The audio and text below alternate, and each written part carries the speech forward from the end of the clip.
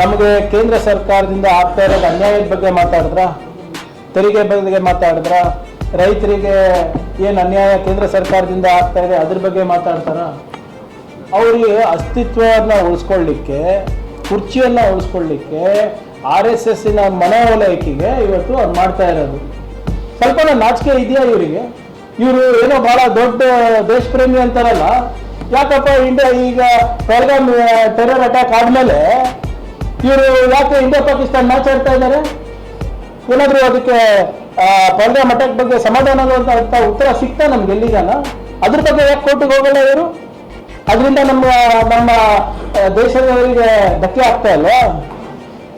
ಯಾವುದೋ ಕೆಲ್ಸಕ್ಕೆ ಬರಲಾರ್ದು ಕೋರ್ಟಿಗೆ ಹೋಗೋದು, ಯಾವುದೋ ಒಂದು ಕೆಲ್ಸಕ್ಕೆ ಬರಲಾರ್ದಕ್ಕೆ ಇವರು ರಾಜಕೀಯ ಬೇಳೆ ಬೇಯಿಸ್ಕೊಳ್ಳಿಕ್ಕೆ ಏನಾಯ್ತು ರೀ? ಹೋದ ಬಾರಿನೂ ಮಾಡಿದ್ರಲ್ಲ ಗಲಾಟೆ, ಮಂಡ್ಯ ಚಲೋ ಮಾಡಿದ್ರು, ಮದ್ದೂರು ಚಲೋ ಮಾಡಿದ್ರು, ಏನಾಯ್ತು? ಮೊನ್ನೆ ಧರ್ಮಸ್ಥಳಕ್ಕೆ ಹೋದ್ರು, ಧರ್ಮಸ್ಥಳ ಚಲೋ ಮಾಡಿದ್ರು. ಯಾರು ಪರವಾಗಿ ಮಾಡಿದ್ರು ಧರ್ಮಸ್ಥಳ ಚಲೋ? ಸೌಜನ್ಯ ಮನೆಗೆ ಹೋಗಿದ್ರಲ್ಲ, ಸೌಜನ್ಯ ಅವ್ರ ಮನೆಗೆ ಹೋಗಿದ್ರಲ್ಲ, ಅದು ಯಾರು ಪರವಾಗಿ ಹೋಗಿದ್ರು? ಎರಡೇನಿನಲ್ಲಿ ಇಡುತ್ತಾರೆ ಕಾಲಿರು. ಇವ್ರ ಕೆಲಸನೇ ಇಷ್ಟಿವ್ರೆ. ಆಮೇಲೆ ಯಾರ್ಯಾರು ಇವತ್ತು ನಮ್ಗೆ ಹೇಳ್ತಾ ಇರೋದು ನೀತಿ ಪಾಠ? ಇಲ್ಲಿ ಶಾಂತಿ ಸಭೆ ಬನ್ನಿ ಅಂದ್ರೆ ಬರೋದಿಲ್ಲ. ಏನ್ ಇಂಟೆನ್ಷನ್ ಇವ್ರದ್ದು? ಸರ್ಕಾರ ಒಂದು ಶಾಂತಿ ಸಭೆ ಕರೆದ್ರೆ ಯಾಕ್ರಿ ಬರೋದಿಲ್ಲ ಇವರು? ಅಲ್ಲೋಗಿ ಏನ್ ಮಾಡೋದಿದೆ ಅಮಿತ್ ಶಾ ಅವ್ರ ಹತ್ರ? ಅಮಿತ್ ಶಾ ಅವರೇ ಲೆಟರ್ ಕಳಿಸಿದ್ದಾರೆ ತಮ್ಮ ಮಾಹಿತಿಗೋಸ್ಕರ. ಹೋದ ವರ್ಷ ನಮಗೆ ದಯವಿಟ್ಟು ಯಾವುದು ಕೇಸ್ಗಳು ಕೊಡಬೇಡಿ CBIಗೆ, ನಮ್ಮಲ್ಲಿ ಏನೋ ಸಿಬ್ಬಂದಿಗಳು ಕೊರತೆ ಇದೆ, ನೀವು ಏನಾದರೂ ಕೇಸ್ಗಳು ಕೊಟ್ಟರೆ ಸಿಬ್ಬಂದಿಗಳು ನೀವೇ ಕೊಡಬೇಕು, ಗಾಡಿ ನೀವು ಕೊಡಬೇಕು, ಕಚೇರಿ ನೀವು ಕೊಡಬೇಕು, ಅದ್ರ ಖರ್ಚು ವೆಚ್ಚ ನೀವೇ ಕೊಡಬೇಕು ಅಂದ್ಬಿಟ್ಟು ಪತ್ರ ಇದೆ ರಜನೀಶ್ ಗೋಯಲ್ ಅವರಿಗೆ, ಹಿಂದಿನ ಚೀಫ್ ಸೆಕ್ರೆಟರಿ ಬರೆದಿರೋದು. UP, ಮಧ್ಯಪ್ರದೇಶ, ನಿಮ್ಮ ಆಂಧ್ರ, ಅದಾದ್ಮೇಲೆ ತಾನೇ ಕರ್ನಾಟಕ ಬರೋದು. ನಿಮ್ಮ ಕೋಸ್ಟ್ ಲೈನನ್ನು ಗಾರ್ಡ್ ಮಾಡೋ ಜವಾಬ್ದಾರಿ ಯಾರ್ದು? ಅದನ್ನು ಪರಮೇಶ್ವರ್ ಸಾಹೇಬ್ರದಾ? ಏನು ಇವರು ತಲೆ ಎಲ್ಲ ಬುಡ ಇಲ್ಲ ಮಾತಾಡೋಕ್ಕೆ. ಸ್ವಲ್ಪ ಲಾಜಿಕಲ್ ಆಗಿ ಮಾತಾಡಿದ್ರೆ ನಾವು ಉತ್ತರ ಕೊಡ್ಬೋದು. ಮಂಗಳೂರು ಕುಕ್ಕರ್ ಬ್ಲಾಸ್ಟ್ ನೆನಪಿದೆಯಾ ಸರ್ ತಮ್ಗೆಲ್ಲರಿಗೂ? ಮಂಗಳೂರು ಕುಕ್ಕರ್ ಬ್ಲಾಸ್ಟಲ್ಲಿ ಅಕ್ಯೂಸ್ಡ್ ಟ್ರೈನಿಂಗ್ ಎಲ್ಲಿ ತಗೊಂಡಿದ್ದ? ಅರ್ಘ ಜ್ಞಾನೇಂದ್ರ ಅವರ ಊರಿನಲ್ಲಿ. Who is mister Araga Jnanendra? The then home minister. ಇವ್ರು ಮಾತಾಡ್ತಾ ಇದ್ದಾರಾ? ಆವಾಗಿನ ಗೃಹ ಸಚಿವರ ಊರಿನಲ್ಲಿ ತರಬೇತಿ ಪಡೆದು ಮಂಗಳೂರು ಕುಕ್ಕರ್ ಬ್ಲಾಸ್ಟ್ ಮಾಡ್ತಾನೆ ಅಂದ್ರೆ ಅಸಮರ್ಥರು ಯಾರ್ರಿ? ಬಡವ್ರ ಮಕ್ಕಳಿಗ ಇವೆಲ್ಲಾನು? ಎಲ್ಲಿ ನಿಮ್ಮ ಮಕ್ಕಳೆಲ್ಲ ಯಾಕಪ್ಪ ಬರ್ತಾ ಇಲ್ಲ ಧರ್ಮಸ್ಥಳಕ್ಕೆ? ನಿಮ್ಮ ಮಕ್ಕಳೆಲ್ಲ ಯಾಕಪ್ಪ ಕೇಸರಿ ಶಾಲೆ ಹಾಕೊಂಡು ಹೋಗ್ತಾ ಇಲ್ಲ? ಮಂಡ್ಯ ಚಲೋಗೆ, ಮದ್ದೂರು ಚಲೋಗೆ? ಬರೀ ಬಡವ್ರು ಬೇಕಾ ನಿಮ್ಗೆ? ಬರೀ ನಿಮ್ಮ ಮಕ್ಕಳೆಲ್ಲ ವಿದೇಶದಲ್ಲಿ ಓದಬೇಕು, ಒಳ್ಳೊಳ್ಳೆ ಬಿಸ್ನೆಸ್ ಮಾಡಬೇಕು. ಅವ್ರಿಗೆ ಯಾಕ್ರಿ RSS ಶಾಖ ಕಳಿಸ್ತಾ ಇಲ್ಲ ಧರ್ಮ ರಕ್ಷಣೆಗೆ, ಗೋರಕ್ಷಣೆಗೆ? ತೆಗೆದು ನೋಡಿ ಯಾರ್ಯಾರ ಮಕ್ಕಳು ಏನೇನು ಮಾಡ್ತಾ ಇದ್ದಾರೆ ಅಂತ. ಬರೇ ಬಡವ್ರ ಮಕ್ಕಳಿಗೆ, ಅಮಾಯಕರಿಗೆ, ಹಿಂದುಳಿದ ವರ್ಗದವರಿಗೆ, ದಲಿತರಿಗೆ ದೇಶದ ಪಾಠ ಅಂತೂ ಏನು ಹೇಳ್ಕೊಡೋದಿಲ್ಲ. ಬರೀ ಹಿಂಗೆ ಪ್ರಚೋದನೆಯಾದಂಥ ಪಾಠಗಳು ಹೇಳ್ಕೊಟ್ಟು ಅವ್ರಿಗೆ ಬಿಡ್ತೀರಾ? ಎಲ್ಲಿ ನಿಮ್ಮ ಮಕ್ಕಳಿಗೆಲ್ಲ ಬೀದಿಗಿಳಿಸಿ ನೋಡೋಣ, ಅವಾಗ ಮಾತಾಡಿ. This video is sponsored by Mahalakshmi Jewelers, Mannur Multi-Speciality Hospital, KBN University, Imran Silk House, Bharat Chicken Center, Arjay Group of Institutions, Ideal Vitchi. ನೋಡಿ, BJP ಅವರಿಗೆ ಇವಾಗ ಕೆಲಸ ಇಲ್ಲ. ಅವರು ನಮಗೆ ಕೇಂದ್ರ ಸರ್ಕಾರದಿಂದ ಆಗ್ತಾ ಇರೋದು ಅನ್ಯಾಯದ ಬಗ್ಗೆ ಮಾತಾಡಿದ್ರ, ತೆರಿಗೆ ಬಗ್ಗೆ ಮಾತಾಡಿದ್ರ, ರೈತರಿಗೆ ಏನು ಅನ್ಯಾಯ ಕೇಂದ್ರ ಸರ್ಕಾರದಿಂದ ಆಗ್ತಾ ಇದೆ ಅದ್ರ ಬಗ್ಗೆ ಮಾತಾಡ್ತಾರ? ಅವರಿಗೆ ಅಸ್ತಿತ್ವವನ್ನು ಉಳಿಸ್ಕೊಳ್ಳಿಕ್ಕೆ, ಕುರ್ಚಿಯನ್ನು ಉಳಿಸ್ಕೊಳ್ಳಿಕ್ಕೆ RSSನ ಮನವೊಲೈಕೆಗೆ ಇವತ್ತು ಅದು ಮಾಡ್ತಾ ಇರೋದು. ಈಗ ಹಿಂದೆ ನಿಮ್ಗೆ ನೆನಪಿದ್ರೆ ಇದೇ ಏನು ಈ ಕರಾವಳಿ ಲ್ಯಾಬೊರೇಟರಿಗಳನ್ನು ಇವರೆಲ್ಲ ಕಡೆ ಎಸ್ಟಾಬ್ಲಿಷ್ ಮಾಡ್ಬೇಕಂತ ಹೊರಟಿದ್ದಾರೆ, ಪ್ರಯೋಗಾಲಯ ಎಲ್ಲ ಕಡೆ. ಕರಿಗೌಡ, ನಂಜೇಗೌಡ ನೆನಪಿದೆಯಾ ತಮಗೆ?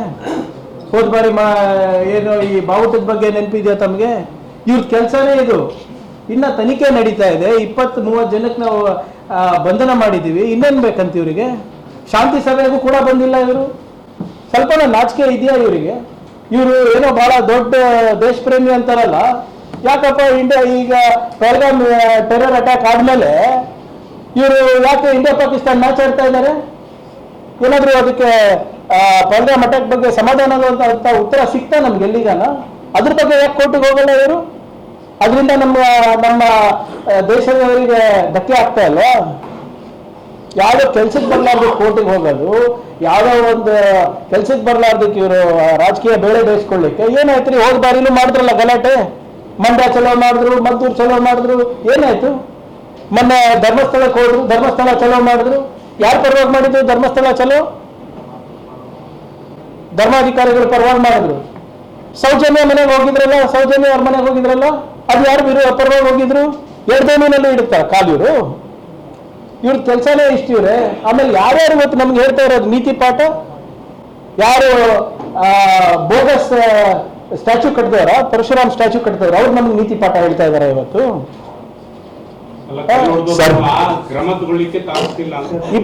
ಅರೆಸ್ಟ್ ಮಾಡಿರೋರು ಏನು ಅಮಾಯಕರೇನ್ರಿ? ತನಿಖೆ ಮಾಡ್ತಾ ಇದೀವಲ್ಲ, ಮಾಡಲಿ, ಅದಕ್ಕೇನಂತೆ. ಅವ್ರಿಗೆ ಅಲ್ಲೇ ಅಲ್ವಾ ರಿಪೋರ್ಟ್ ಮಾಡೋದು, ಇನ್ನೆಲ್ಲಿ? ಇದೆಲ್ಲ ಕೇಂದ್ರದಿಂದಾನೇ ಆಗ್ತಾ ಇರೋದಲ್ಲ. ಈಗ ಅಲ್ಲಿಗೆ ಹೋಗಿಲ್ಲ ಅಂದ್ರೆ ಇನ್ನೆಲ್ಲ ಹೋಗ್ತಾರೆ? ಇಲ್ಲಿ ಶಾಂತಿ ಸಭೆ ಬನ್ನಿ ಅಂದ್ರೆ ಬರೋದಿಲ್ಲ. ಏನ್ ಇಂಟೆನ್ಷನ್ ಇವ್ರದ್ದು? ಸರ್ಕಾರ ಒಂದು ಶಾಂತಿ ಸಭೆ ಕರೆದ್ರೆ ಯಾಕ್ರಿ ಬರೋದಿಲ್ಲ ಇವರು? ಅಲ್ಲಿ ಹೋಗಿ ಏನ್ ಮಾಡೋದಿದೆ ಅಮಿತ್ ಶಾ ಅವ್ರ ಹತ್ರ? ಅಮಿತ್ ಶಾ ಅವರೇ ಲೆಟರ್ ಕಳಿಸಿದ್ದಾರೆ ತಮ್ಮ ಮಾಹಿತಿಗೋಸ್ಕರ. ಹೋದ ವರ್ಷ ನಮಗೆ ದಯವಿಟ್ಟು ಯಾವುದು ಕೇಸ್ಗಳು ಕೊಡಬೇಡಿ CBIಗೆ, ನಮ್ಮಲ್ಲಿ ಏನೋ ಸಿಬ್ಬಂದಿಗಳು ಕೊರತೆ ಇದೆ, ನೀವೇನಾದ್ರೂ ಕೇಸ್ಗಳು ಕೊಟ್ರೆ ಸಿಬ್ಬಂದಿಗಳು ನೀವೇ ಕೊಡಬೇಕು, ಗಾಡಿ ನೀವು ಕೊಡಬೇಕು, ಕಚೇರಿ ನೀವು ಕೊಡಬೇಕು, ಅದ್ರ ಖರ್ಚು ವೆಚ್ಚ ನೀವೇ ಕೊಡಬೇಕು ಅಂದ್ಬಿಟ್ಟು ಪತ್ರ ಇದೆ ರಜನೀಶ್ ಗೋಯಲ್ ಅವರಿಗೆ, ಹಿಂದಿನ ಚೀಫ್ ಸೆಕ್ರೆಟರಿ ಬಂದಿರೋದು. ಮಾತಿದ್ರೆ CBI ಕೊಡಿ, NIA ಕೊಡಿ. ಮಾತಿದ್ರೆ ಬಾಂಗ್ಲಾದೇಶಿಗಳು ಬಂದಿದ್ದಾರೆ ಅಂತ. ಏನಿದು?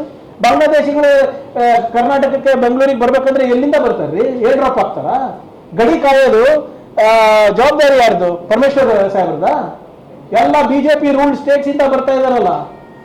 UP, ಮಧ್ಯಪ್ರದೇಶ, ನಿಮ್ಮ ಆಂಧ್ರ, ಅದಾದ್ಮೇಲೆ ತಾನೇ ಕರ್ನಾಟಕ ಬರೋದು. ನಿಮ್ಮ ಕೋಸ್ಟ್ ಲೈನ್ ಅನ್ನ ಗಾರ್ಡ್ ಮಾಡೋ ಜವಾಬ್ದಾರಿ ಯಾರ್ದು? ಅದನ್ನು ಪರಮೇಶ್ವರ್ ಸಾಹೇಬ್ರದ?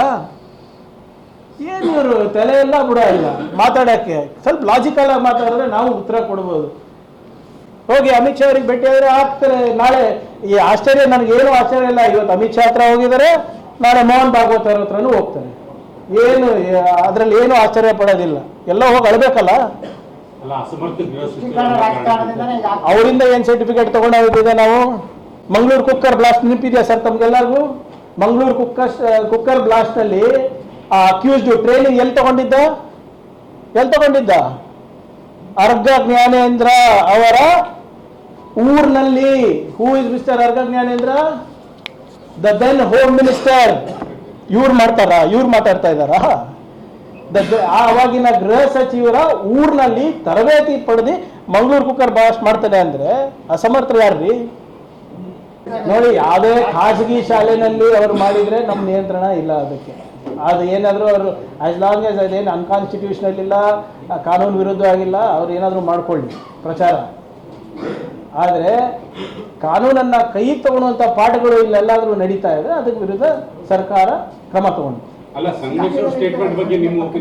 ಸಂಗಮೇಶ್ವರ್, ನೀವು ಸುಮ್ಮನೆ ಅಮಾಯಕರನ್ನ ನೀವು ಮುಂದಿಟ್ಕೊಂಡು ಪ್ರತಿಭಟನೆ ಮಾಡೋದು ಬಿಟ್ಟು ಫಸ್ಟು ನಿಮ್ಮ ಮಕ್ಕಳಿಗೆ ವಿದೇಶದಿಂದ ವಾಪಸ್ ಕರೆಸಿ, ಅವರ ಉದ್ಯೋಗದಿಂದ ಬಿಡಿಸಿ, ಅವ್ರ ಬಿಸ್ನೆಸ್ಸಿಂದ ಬಿಡಿಸಿ, ಅವರಿಗೆ ಫಸ್ಟು ಮದ್ದೂರು ಚಲೋ ಮಾಡಕ್ಕೆ ಹೇಳಿ. ಬರ ಬಡವರಿಗ ಇವೆಲ್ಲ? ಬಡವ್ರ ಮಕ್ಕಳಿಗ ಇವೆಲ್ಲಾನು? ಎಲ್ಲಿ ನಿಮ್ಮ ಮಕ್ಕಳೆಲ್ಲ ಯಾಕಪ್ಪ ಬರ್ತಾ ಇಲ್ಲ ಧರ್ಮಸ್ಥಳಕ್ಕೆ? ನಿಮ್ಮ ಮಕ್ಕಳೆಲ್ಲ ಯಾಕಪ್ಪ ಕೇಸರಿ ಶಾಲೆ ಹಾಕೊಂಡು ಹೋಗ್ತಾ ಇಲ್ಲ ಮಂಡ್ಯ ಚಲೋಗೆ, ಮದ್ದೂರು ಚಲೋಗೆ? ಬರೀ ಬಡವ್ರು ಬೇಕಾ ನಿಮಗೆ? ಬಡೇ ನಿಮ್ಮ ಮಕ್ಕಳೆಲ್ಲ ವಿದೇಶದಲ್ಲಿ ಓದಬೇಕು, ಒಳ್ಳೊಳ್ಳೆ ಬಿಸ್ನೆಸ್ ಮಾಡಬೇಕು.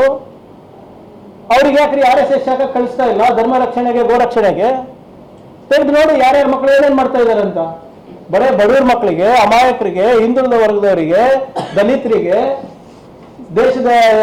ದೇಶದ ಪಾಠ ಅಂತೂ ಏನು ಹೇಳ್ಕೊಡೋದಿಲ್ಲ. ಬರೀ ಹಿಂಗೆ ಪ್ರಚೋದನೆವಾದಂಥ ಪಾಠಗಳು ಹೇಳ್ಕೊಟ್ಟು ಅವ್ರಿಗೆ ಬಿಡ್ತೀರಾ? ಎಲ್ಲಿ ನಿಮ್ಮ ಮಕ್ಕಳಿಗೆಲ್ಲ ಬೀದಿಗಿಳಿಸಿ ನೋಡೋಣ, ಅವಾಗ ಮಾತಾಡಿ.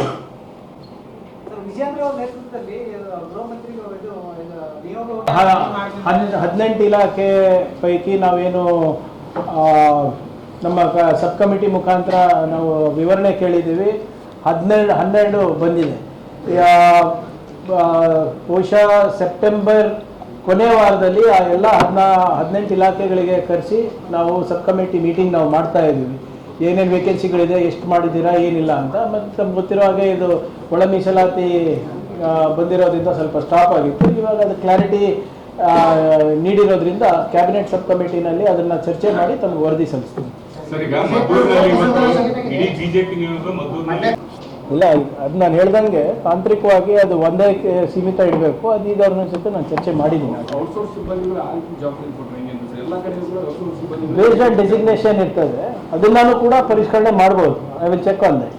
ಇಲ್ಲ ಈಗ ನೋಡಿ, ಲಾಗಿನ್ನು ನನ್ನ ಕೈಲಿರುತ್ತೆ, ಹೌದಾ? ನಾನೇ ಲಾಗಿನ್ನನ್ನು ರೆಪ್ಲಿಕೇಟ್ ಮಾಡಿಬಿಟ್ಟು ನಾವು ಕೊಟ್ಬಿಟ್ರೆ ಅದು ಯಾರ ಗಮನಕ್ಕೂ ಬರೋದಿಲ್ಲ. ನೀವು ಹೇಳ್ದಂಗೆ ಒಂದೇ ನಂಬರಿಗೆ ಎಲ್ಲನೂ ಮಾಡ್ಕೊಂಡು ಮಾಡ್ತಿದ್ವಿ. ಹಿಂದೆನೂ ಆದಾಗ ನಾವು ಕಾನೂನಾತ್ಮಕ ಕ್ರಮ ತೊಗೊಂಡಿದ್ವಿ. ಬಟ್ ಇದನ್ನು ಇ ಗವರ್ನೆನ್ಸ್ ಗಮನಕ್ಕೆ ತೊಗೊಂಡು ಬಂದಿದ್ದೀವಿ. ಮೊನ್ನೆ ನಮ್ಮ ಈ ಸ್ವತ್ತು ರಿಫಾರ್ಮ್ಸ್ ಬಗ್ಗೆ ಮಾತನಾಡಬೇಕಾದ್ರೆ ಇದನ್ನು ಪ್ರಸ್ತಾಪ ಮಾಡಿದ್ದೀನಿ. ಇ ಗವರ್ನೆನ್ಸಿಗೆ ಹಿಂಗೆ ಆಗ್ತಾ ಇರೋದು. ಸೊ ಹಲವಾರು ಕಡೆ ಎಲ್ಲೆಲ್ಲಿ ಆಗ್ತಾ ಇದೆ ನೋಡ್ಕೊಂಡು ಅವರು ಒಂದು ವೈಜ್ಞಾನಿಕವಾದಂಥ ಒಂದು ಸೊಲ್ಯೂಷನ್ ಕೊಡ್ತೀನಿ ಅಂತ ಹೇಳಿದ್ದಾರೆ.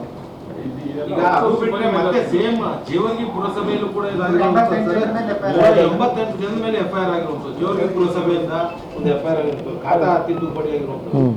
ಯಾವುದೋ 20 ವರ್ಷದ ಹಿಂದೆ ಮಾಡಿದಂಥ ಸ್ಟೇಟ್ಮೆಂಟ್ ಅಂತ ಅವರು ಕೊಟ್ಟಿದ್ದಾರೆ.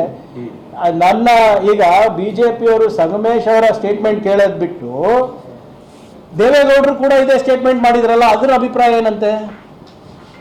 ಕುಮಾರಸ್ವಾಮಿ ಅವರು JDS ಮುಖ್ಯಮಂತ್ರಿಗಳಿದ್ದಾಗ RSS ಬಗ್ಗೆ ಸ್ಟೇಟ್ಮೆಂಟ್ ಮಾಡಿದ್ರು, ನೆನಪಿದೆಯಾ ತಮಗೆ? ಭಾಷಣ ಹೊಡೆದಿದ್ರು. ಅದ್ರ ಬಗ್ಗೆ ಏನಂತಾರೆ? ಅದು ಫಸ್ಟ್ ಅವರು ಅಣ್ಣ ತಮ್ಮಂದ್ರದ್ದು ಫಸ್ಟ್ ಕೇಳ್ಕೊಳ್ಳಿ, ಆಮೇಲೆ ನಮ್ಮ ಹತ್ರ ಬರಲಿ. ಯಾವುದು ಅದನ್ನು ಕೂಡ ಸಂವಿಧಾನಿಕ ಅಲವ್ ಇದೆ ಮಾಡಬೇಕಂದ್ರೆ. Is free to do so. ನಾನು ಯಾವ ಧರ್ಮವನ್ನು ಪಾಲನೆ ಮಾಡಬೇಕು ಅಂದ್ಬಿಟ್ಟು ಅದು ನನಗೆ ಬಿಟ್ಟಂಥ ವಿಚಾರ ರೀ. If I want to remain an atheist, it is there in the constitution. Who is BJP to tell me what to do?